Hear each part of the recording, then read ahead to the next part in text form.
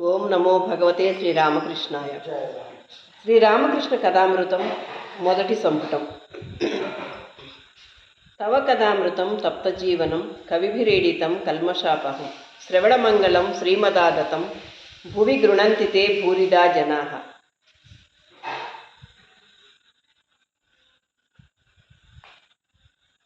సాకార నిరాకారాలు రామనామంతో శ్రీరామకృష్ణ సమాధి.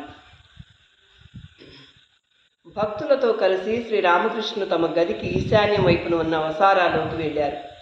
ఆ భక్తులలో వేదాంతం అధ్యయనం చేసిన దక్షిణేశ్వర నివాసి అయిన ఒక గృహస్థుడు కూడా ఉన్నాడు. శ్రీరామకృష్ణుల సమక్షంలో అతడు కేదార్తో ఓం గురించి చర్చిస్తున్నాడు. శ్రీరామకృష్ణులు అవతారవాదం, సర్వధర్మ సమన్వయం.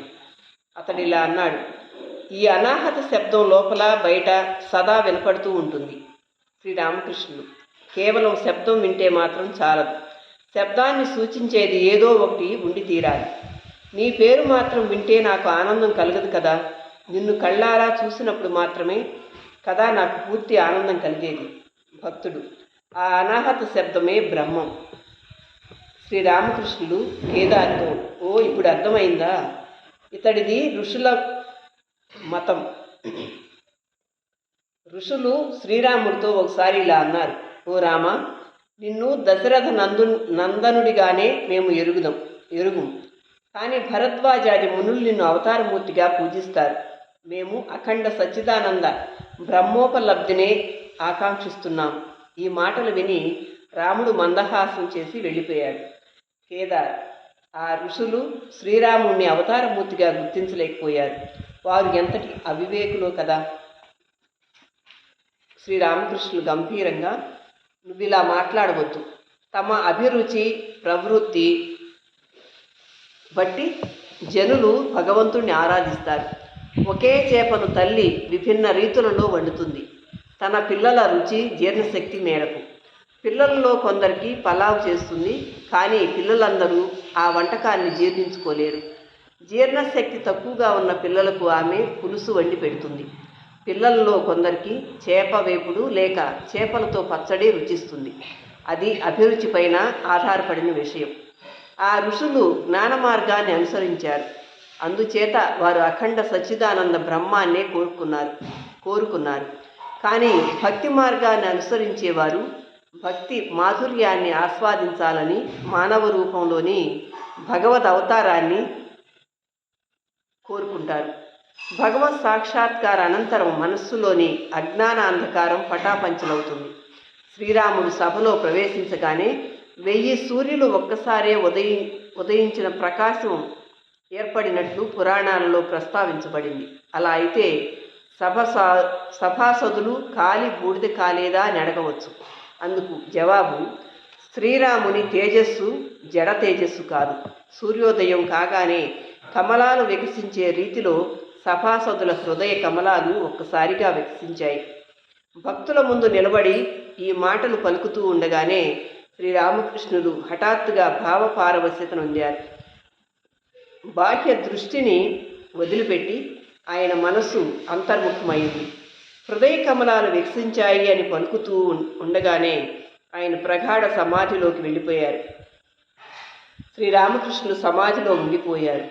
భగవద్ దర్శనం పొంది ఆయన హృదయ కమలం వికసించింది. చిత్తరువులా నిలబడి ఉన్నారు.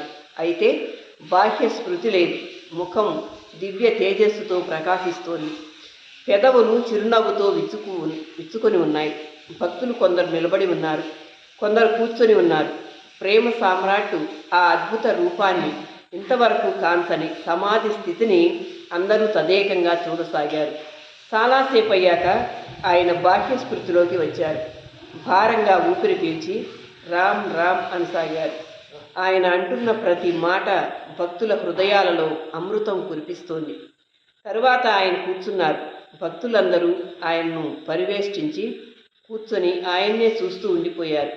శ్రీరామకృష్ణులు జనసామాన్యం భగవద్ అవతారమూర్తి రాకను గుర్తించజాలదు. ఆయన గోప్యంగా వస్తాడు. ఆంతరంగిక శిష్యులు ఏ కొద్ది మందో ఆయన్ను గుర్తించగలుగుతారు.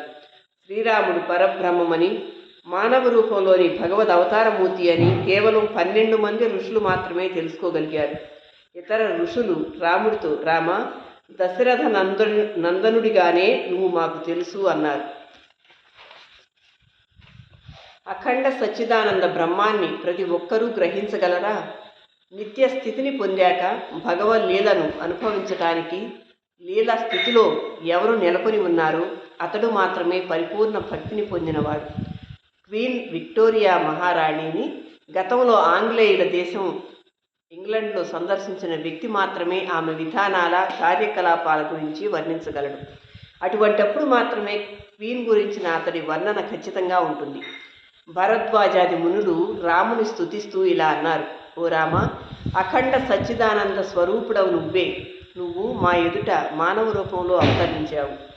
స్వకీయ యోగ మాయను ఆశ్రయించినందునే మానవుడిలా వర్తిస్తున్నావు. ఈ మునులు శ్రీరాముని పరమ భక్తులు, భగవంతుని పట్ల పరిపూర్ణ భక్తి కలవారు.